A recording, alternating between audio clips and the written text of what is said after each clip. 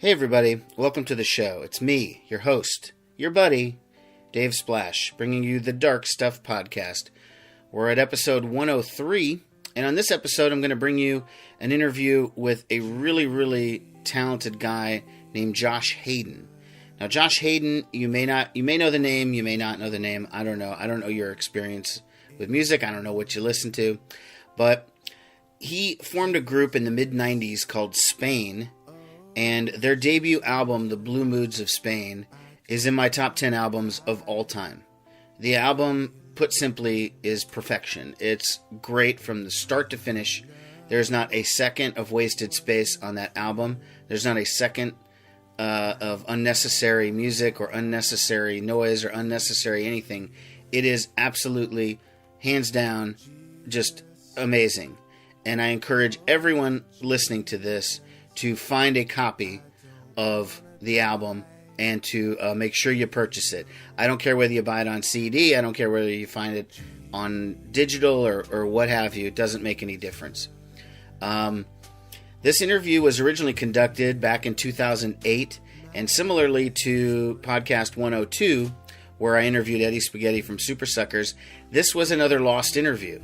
I had contacted Josh about doing the interview. We did the interview. It's about an hour long. And as I was prepping it, I had cut it into pieces and I was getting ready to sequence it for a show. And my computer crashed, as I said last time. And I assumed that the whole thing was gone because I could not find it anywhere. Turns out, a few weeks ago, here in 2014, I found the interviews that I had lost. There were 3 of them, and this is the second one that I'm bringing out. And although a lot has changed since 2008 in terms of the nature of the band Spain, because at the time I was interviewing Josh, he was reforming the band. They were working on new music at the time, and they hadn't been active for a while. He'd done some solo work, and he'll get into that in the show. Spain itself, they haven't had a ton of commercial success, but they've had a lot of critical success. The most recognizable song that the band has recorded is a song called Spiritual, which you may know.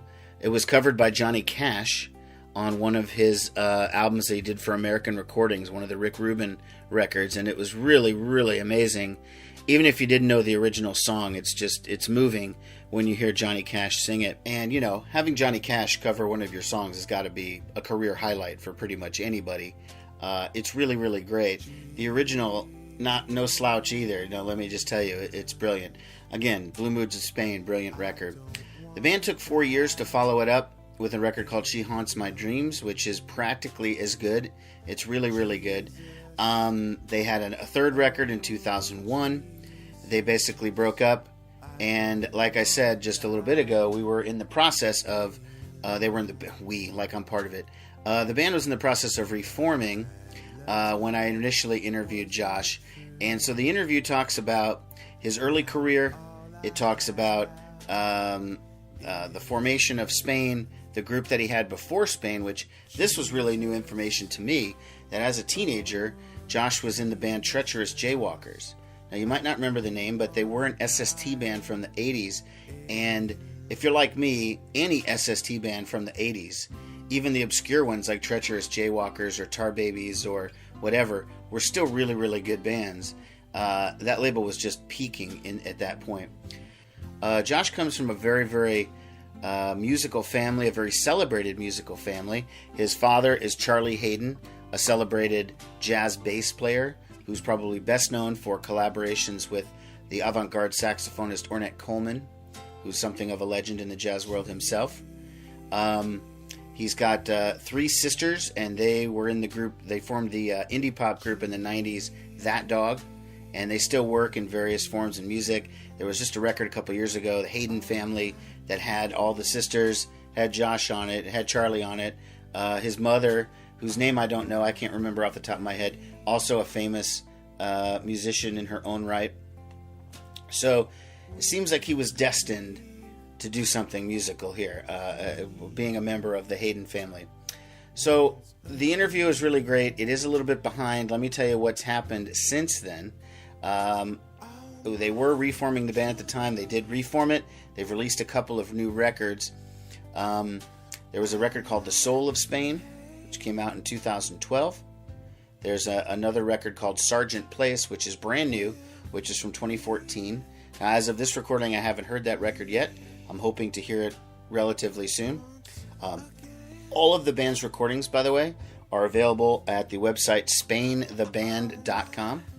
And they have players, at least, you can listen to it. I highly recommend doing it, buying anything you can. If you get the opportunity to see the band, I would say take that opportunity. Don't miss it. It will be a special experience. And we're going to cut this interview into two pieces because we spoke for about an hour. And I like to keep these podcasts about, no longer than 30 minutes. So this episode 103 will be part 1, and then episode 104 will be part 2 of the Spain interview. So let's just go ahead and get to it. Here is my interview with Mr. Josh Haden from Spain. Enjoy. Hey, this is Eddie Spaghetti from the greatest rock and roll band in the world, the Super Suckers. Hey, this is Joe from the Mises. This is Adam Franklin from Swerve Driver. This is Artie Lang from the Howard Stern Show. Hey, this is John from the Fag. Hey, this is Rick Kubik, drummer from Natarone. This is Josh Haden from Spain. Matt Sharp from the Rentals, and you're listening to the Dark Stuff Podcast. And you're listening to the Dark Stuff Podcast. The Dark Stuff Podcast. So, all right, well, thanks a lot for agreeing to do the interview with me. Of course. Much appreciated. And I like your blog. I was checking it out earlier. Oh, really? Thank you. Yeah, it's Thank cool. you. So, if you're ready, I guess we'll just go ahead and start at the beginning. And I guess I'll start with by asking, I know that you come from a musical family, with your dad being a successful jazz musician. How did you get started with Spain? What groups had you played with prior, and how did you meet the guys that you formed the band with?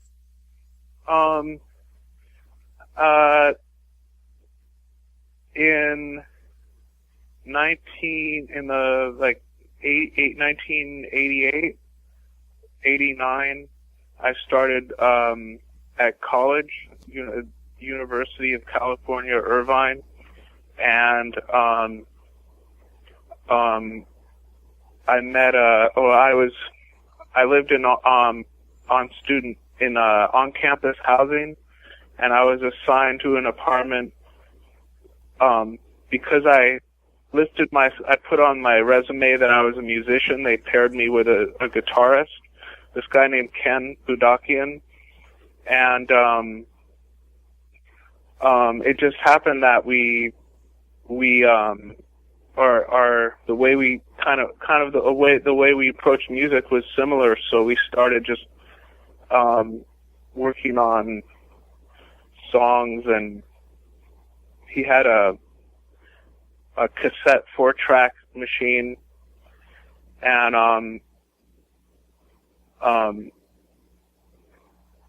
up until that point I had been playing in since I was a teenager, I was in a band called the Trecherous Jaywalkers, which was sort of like a punk rock band in the tradition of Minutemen and the more kind of experimental side of what punk rock had become. Oh, sure. You guys had you were on SST, right?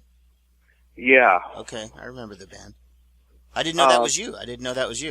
No, that was me, and it was me and a guy named Quinn Haber on guitar and James Fenton on drums, and we had been together as a band probably since I was like 15 years old, and by the time I was around 20, 21, I started wanting to I don't know if go into a different musical direction, and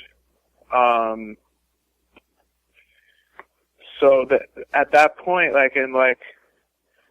have no good explanation for it, but around 1990 or so, I started writing songs that were not punk rock songs. They were more blues based, and they were slow. They were slower than, they had slow tempos, and I did a complete about face on the subject matter I was writing songs about, going from political issues to personal issues. I don't know if they can be separated, but I stopped writing about political issues entirely, and when I got out of college, I started seriously thinking about, you know, could I put a band together to play these new songs I have, and would people like it? Okay. So at the time, this was in the early 90s. At the time, my sisters had a band called That Dog. Sure, I remember them. And this was like before, like right when they were first getting together, and before they recorded their first single. They would, Anna and my sisters would have band practice at my mom's house, and I would kind of, you know, sit in the corner and listen to what they were doing, and a lot of what they were doing was pretty, you know, acoustic-based and pretty slow, kind of dreamy kind of stuff.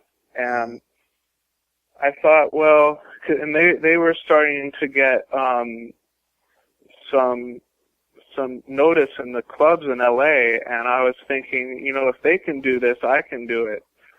So now, are you the older sibling or younger than? Yeah, I'm the older sibling. Okay, you're the older one. Okay. And so I had been writing songs, you know, this whole time, and even recording them with Ken, but I didn't really think about putting a band together. And so, you know, one day I decided I'm just going to find a drummer and another guitarist and see what happens. And that's how Spain started. And that was probably, so the lineup was probably finalized, what, like maybe 92, 93, somewhere around there? Probably like 93. Okay. And then did you go the traditional route of playing out and getting a following and trying to get a record deal, or how did it come about that you got involved with Restless Records and started recording as Spain?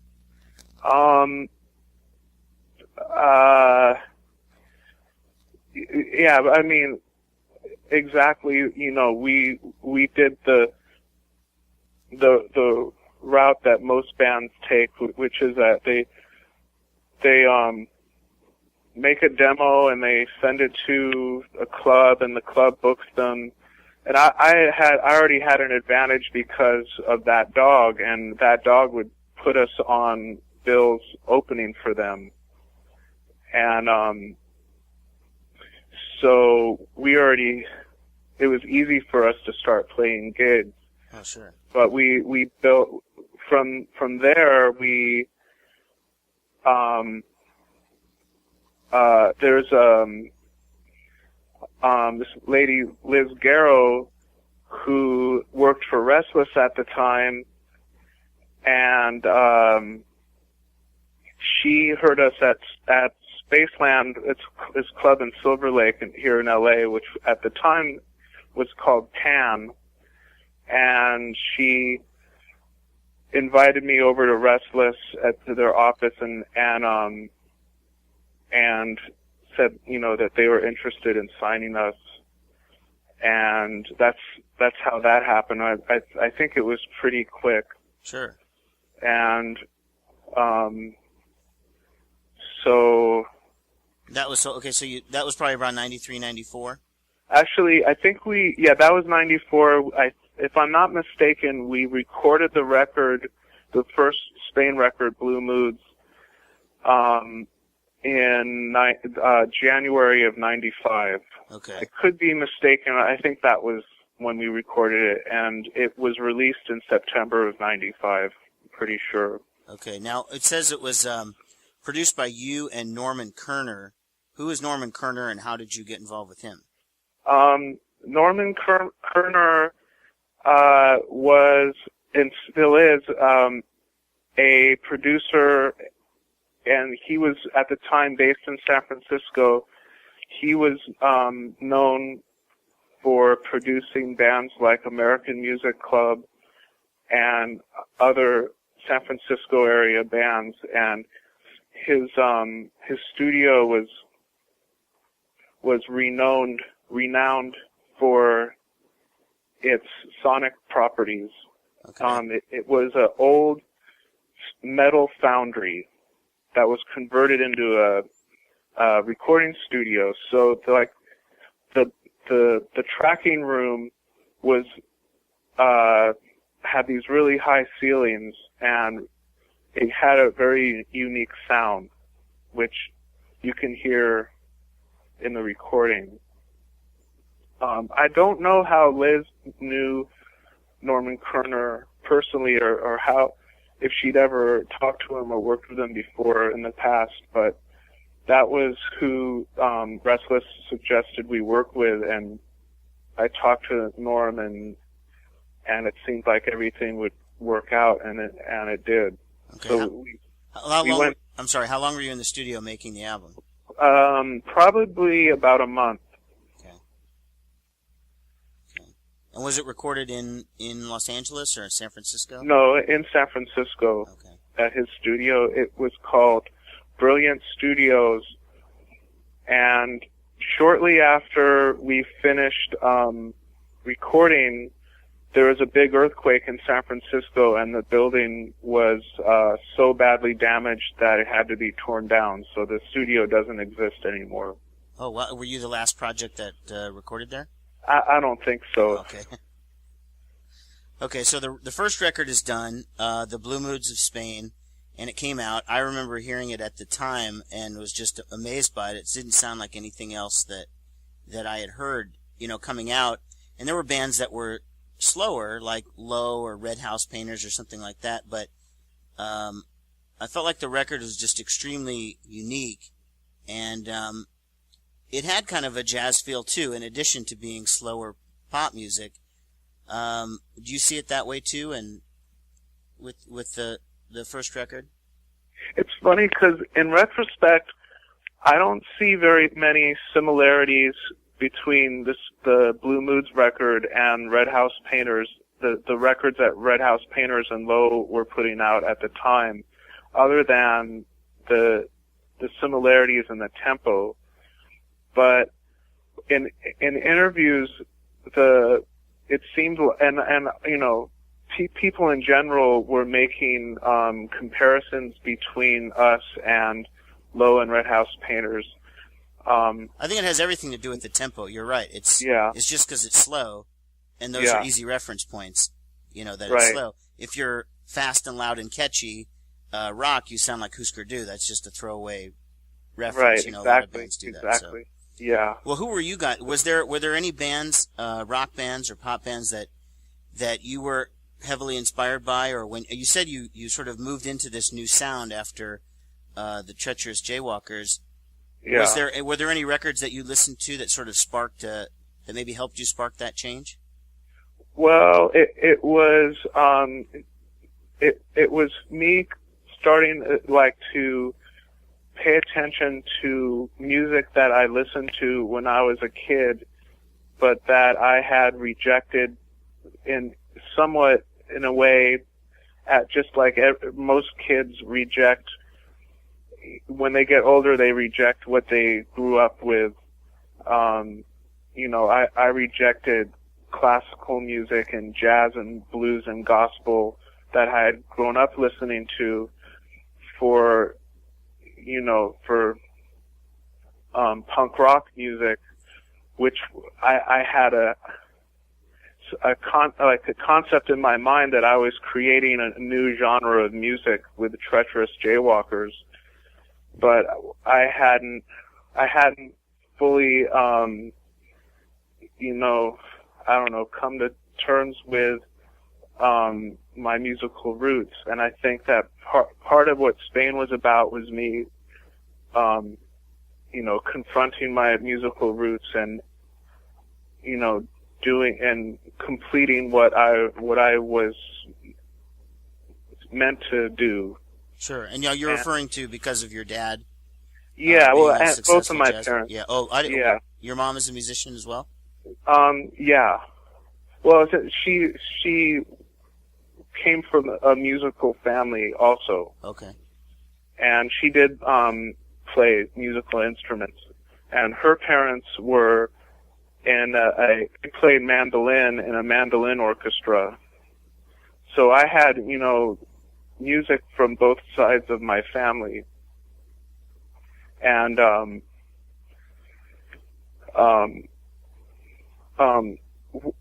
so I started, actually, what really did it for me was, before I started at UC Irvine, I was at a community college called Santa Monica College in Santa Monica, California, and I got a job as a assistant music librarian at a radio station called KCRW. Okay, sure, I've heard of that. And I was all of a sudden exposed to music from all over the world that I had never listened to before, and all genres of music that I needed to go back and pay attention to. So to me it was like rediscovering John Lee Hooker and Muddy Waters and rediscovering great classical composers and classic country music, and also contemporary bands, especially a group called Cowboy Junkies. Sure. That I would say was, as far as like my peers at the time, that would be the biggest influence on putting Spain together and arranging the songs, and it was kind of like a reference point for me.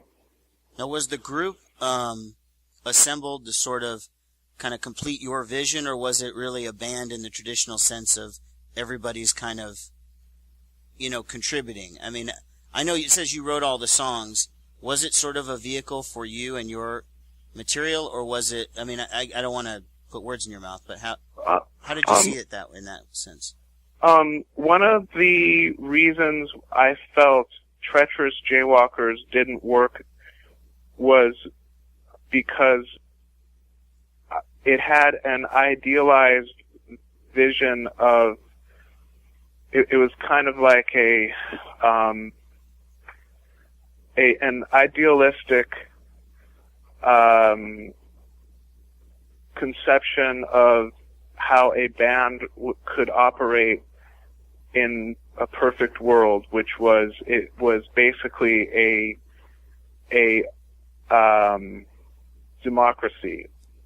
And with Spain, what I wanted to do was, go in a direction that I was more in control of.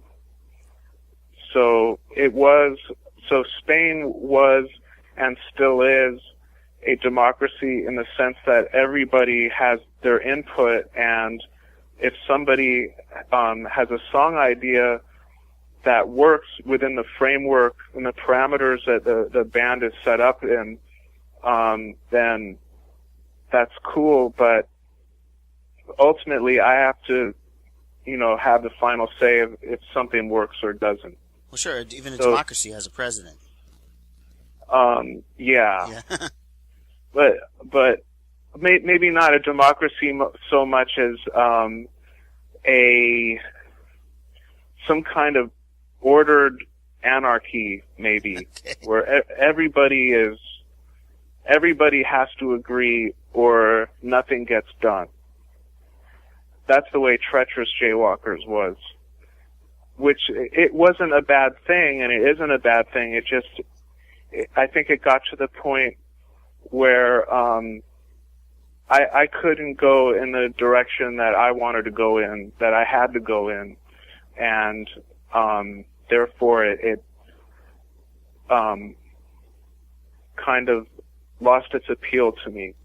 I think it was, that also that I was getting older and, evolving, and sometimes people change and things change and they just have to move on. So, so Spain in that sense is a vehicle for a particular musical vision that I have. Okay. Now, are you looking back on that record, which is now, I guess, almost 13 years old? Are you happy with it to this day? Do you think it still stands up, the first album? I think it does. Okay. I don't listen to it very often unless I'm, unless the band is playing a song from it and we have to, relearn it and study it. But I think it holds up pretty well. Okay, now probably the most well-known song off the record is obviously Spiritual, and that's partially because of the version that you guys did, but also because the song was covered by Johnny Cash. Couple of questions on that. One, what was it like hearing him sing one of your songs? And two, how did that come about? How did it get into the hands of Johnny Cash or Rick Rubin to make that happen? When I first heard it, I couldn't believe it. It was a total surprise and shock to me. Rick Rubin didn't tell me what he had planned. It was just one day he called me and played it for me over the phone, and I was like, what? Johnny Cash? Wait, repeat that? So I was pretty shocked, and the way it came about was that Rick was working with Johnny Cash, and Rick was a big fan of the Blue Moods record, and I think he played the song for Johnny Cash, and Johnny Cash liked it, and they recorded it. And it wasn't the song was still relatively new when he did the recording, wasn't it? It was only like a year or two old, right? Yeah. Well, that's cool. Did that help raise the profile of Spain, or was it sort of lost on most people who actually did the original? No, it definitely raised our profile quite a bit, and still does. Okay. I mean,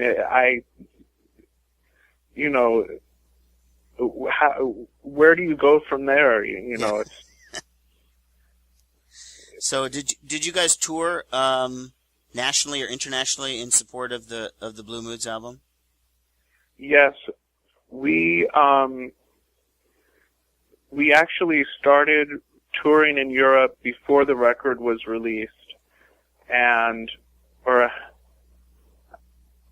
maybe not before, but just after, and we toured through 1996. Okay. So we were on the road supporting Blue Moods for quite a bit. So now is pretty much as good a time as any to stop this episode, and we're going to do the second half of the interview in the next one, episode 104, here on the Dark Stuff Podcast. Good time to end there because we just wrapped up the talk of the album, The Blue Moods of Spain. Now, your homework from now until the next episode comes up in a couple of days is to get The Blue Moods of Spain if you don't already have it. Find it somewhere. Find it in a used record store. Find it in a new record store. Find it online. Find it on I don't know if it's on iTunes, but find it anywhere you can. Get this album. Listen to it at least twice before we get back to the second interview. So for the second half of it, Josh will talk about the next couple of records, the ending of the band, initially his solo career, and some misfortune that unfortunately came with some record company problems and whatnot, and then leading up to the reformation of Spain, and that's where we're at now in 2014. So hope you enjoyed this. We'll be back in just a couple of days with the next episode, which will be 104, part 2 of my interview with Josh Haden from Spain. Transfer of data is complete. Of data is complete. Of data is complete. Of data is complete.